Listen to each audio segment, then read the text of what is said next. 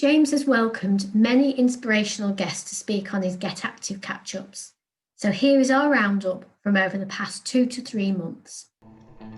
Galloways Get Active presents Speed of Sight with Mike Newman and John Galloway. Speed of Sight came about, it actually came into existence in 2012, and it came about through myself meeting many people who had suffered a disability during adult life. And the nature of the disability, whilst very wide-ranging from different people I was meeting, one of the consequences of the disability they were struck down with was that they had to give up the driver's license. And that was one of the most traumatic things about the new life that they were forced into and didn't want, that they're losing that independence to go where they want on their own whenever they like, without having to involve anyone else or inconvenience anybody else. And they said that when they're trying to get used to this new environment they're living in, whatever that may be, whether it be in fact with sight loss, or whether they were now in a wheelchair, or whatever it happened, epilepsy, whatever happened, they were struggling to come to terms with that loss of freedom, and for the keen motorists among them, the loss of that exhilaration and excitement.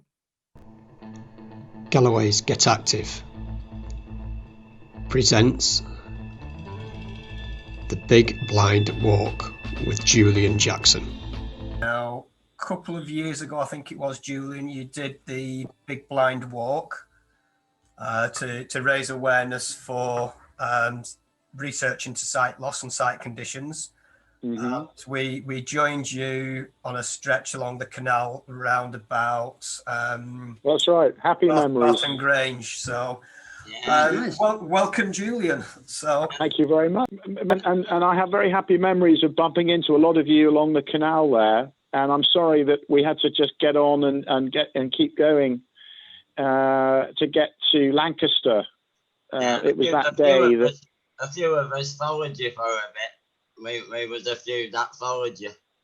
Yeah, that was wonderful. Well, I was just so grateful for your support.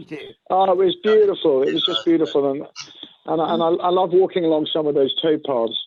But I mean, this all. I mean, gosh, it's well over 2.5 years ago now, and I have very vivid memories of it still. And the reasons essentially for doing that walk are still very relevant today. I mean, just in terms of eye research, I felt then and I feel now that we need to do a lot more to highlight all the amazing work that these researchers are doing upstream of clinics and hospitals, to improve our understanding of eye disease and to improve treatments and to think about obviously restoring sight for those people who have lost it all. Galloways Get Active presents Tony Giles, The Blind Traveller. So my name's Tony. I'm currently 42 years old. I was born with a rare eye condition called cone dystrophy and photophobia. I slowly got introduced to geography. We had tactile globes and tactile maps with everything made of different textures and that. So that was sort of my initial introduction to the world and a bigger place. And also my dad, who was in the Merchant Navy before I was born, he told me about his adventures going across Australia by train from East Coast to West Coast. Took him 8 days, and he described icebergs floating down the St. Lawrence River going past the ship at night. So that kind of intrigued me, and sort of books I was starting to read at school and listen to. And that was but my first sort of introduction to real travel, apart from a couple of holidays with my parents, was I got the opportunity to go to Boston in the States with my school when I was 16. We were studying about the Salem witchcraft trials. So, and actually going over there for me with other blind and visually impaired kids was totally different. I've been to London a few times and a couple of other big cities, Birmingham and that, but going to America was completely different. Everything was much bigger. I could sense the space, you know, the pavements and that, and people talked in funny accents I couldn't understand, and people were more direct. I had someone come up to me and say, "Are you blind?" I said, "Oh yeah." It's like 16-year-olds, and traffic went in a different direction, which was sort of confusing. Obviously, I could hear it all and that, and I don't know. I just sensed an atmosphere on the street. It was different to the UK. People were different. I remember having a steak one night, and the steak was huge. It filled the entire plate. It was like, you know, it's like the size of 2 meals I'd normally eat in England. So it was very different. And I like this. I want more of this. So that sort of could have pricked my notion of traveling. And then one of my schoolmates has got sight in one eye. Sort of introduced me into backpacking around England and staying in hostels and camping. So, you know, I was a typical teenager into doing all that kind of stuff then. And I've been camping with my family. So learned how to put a tent up by hand. And then that was kind of the start of it. Galloways Get Active presents Exercise with Jane, 113 Mind and Body Fit.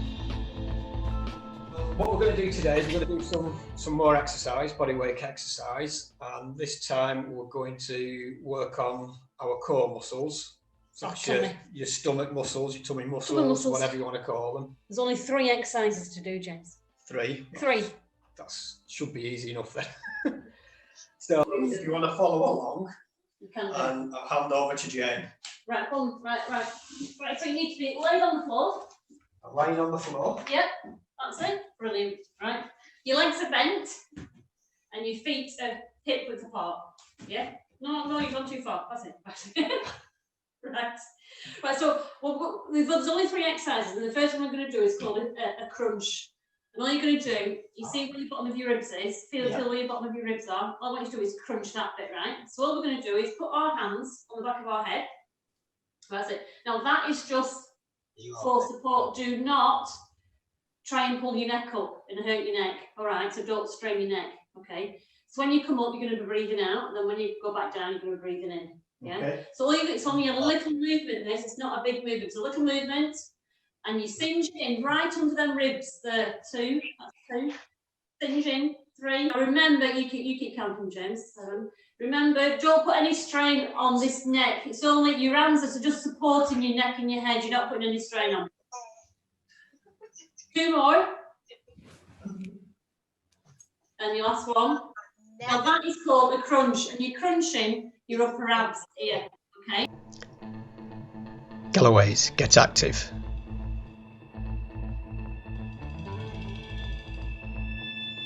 Welcome to the Get Active. Today I'd like to welcome Mike and Adam from Lancashire Wildlife Trust. They're here to talk to us about their My Place. Myself and James have chatted quite a lot. He has the massive misfortune to be my neighbour, and we've got a situation where if we've got tents in our garden, we don't look at each other strange because we've both got a similar passion, I think, for the natural world. Obviously, for the Wildlife Trust, for us, we've got 50 wildlife sites throughout kind of Lancashire, North Merseyside, Greater Manchester. Some of them are quite large, but most of them are tiny little pockets of wilderness tucked away on our doorsteps that we don't really know about. But for years and years and years, we've known, but personally and as an organisation, the real benefit that the natural world can have on your kind of well-being and how you feel and improved mental health. And what happened excitingly 5 years ago was the NHS also kind of started to realise that, and there's been a massive body of evidence now to kind of back up what we've been saying about how nature can boost your well-being. And 5 years ago, we went into partnership with Lancashire and South Cumbria Foundation Trust, NHS, and it's been a really great journey. I mean, we've got sessions all across the region. I think we've got 14 hub sites across Lancashire. Most of our kind of we call it kind of green well-being, or sometimes referred to as ecotherapy. But So our green wellbeing offer is really for those who could be struggling with poor wellbeing, with being anxious, with being isolated, or just struggling to, social anxiety, struggling to get out of the house. Usually in the old world would have been out and about at some of our reserves, doing activities which link into the 5 ways to wellbeing, which Adam's going to talk about in a little while. But obviously post-COVID, we've moved our offer online. So for the last while, we've been doing similar to this. We've been doing online sessions via Zoom, but still connected with people in their homes and using the natural world to help people's well-being. Galloways Get Active presents John Helt sailing the tall ships. I was a pretend captain, and when we were doing the float the day before, because we had all visually impaired people on the float for the Lord Mayor's procession, the day before, a friend from the Trinity Road Day Centre, Frank, phoned me up to ask me if I wanted to come on a proper ship, the Lord Nelson, which I couldn't do because it was too close to doing this pretend ship. And that's when, after that, we did the float. I went to the Lord Mayor's party, the procession and everything.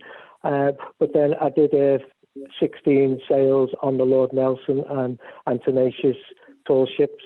And I haven't looked back ever since. It's been a bug, and I've got involved, and it's good. There are 2 ships in the organisation of the JST, which is the Jubilee Sailing Trust. One is the Lord Nelson and one is the Tenacious. The Tenacious is the bigger, taller, wider one. The Lord Nelson is one that is more an authentic tall ship. The sailing it's quite a good buzz to be on the ships.